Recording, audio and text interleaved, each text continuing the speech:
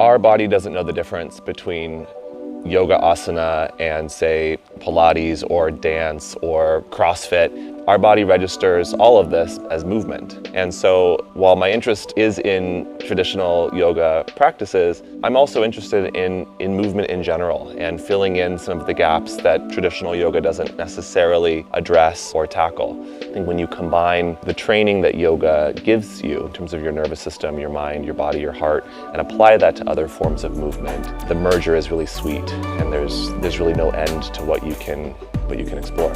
In the beginning of the practice, I believed there'd be this level of attainment that I could eventually climb the ladder to and achieve, which I realize now is not coming. It seems to be a never-ending path of self-discovery, of confusion that leads to clarity, that leads to more confusion, to more clarity. And I've learned to embrace that paradox and that sporadic, fascinating journey.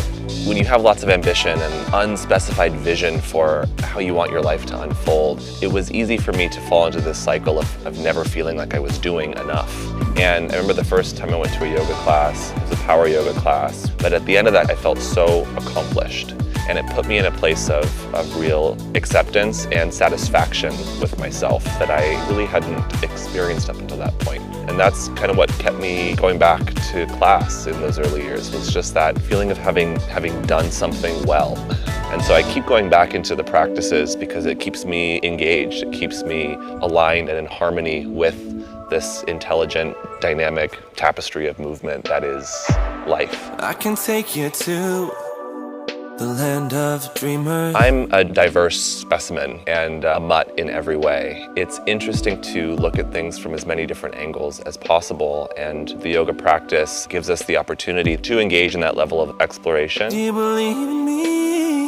I can never stop. However, all too often it is easy to kind of get stuck in the pattern of doing the same thing every day, even in our practice. I hope to encourage and inspire people, but also to be willing to try new things in new ways, not just in their movements, but in their mind, in their heart, in the way they engage with life.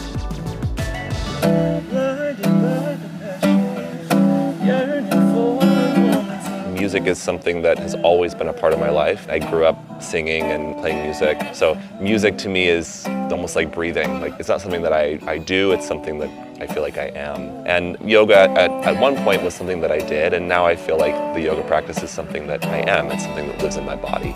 The experience of being embodied, of being alive, of living in this time and space is mysterious and is magnificent and is intense. And I'm interested in tapping the potential that I have to engage with this whole experience in the most skillful way possible, which is a moving target.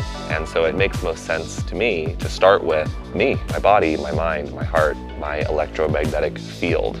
It's very easy to move about life and kind of forget that we live in these magnificently intelligent and complexly coordinated bodies. And when we can combine our conscious experience with the innate wisdom that flows through our bodies, I think life just becomes more rich.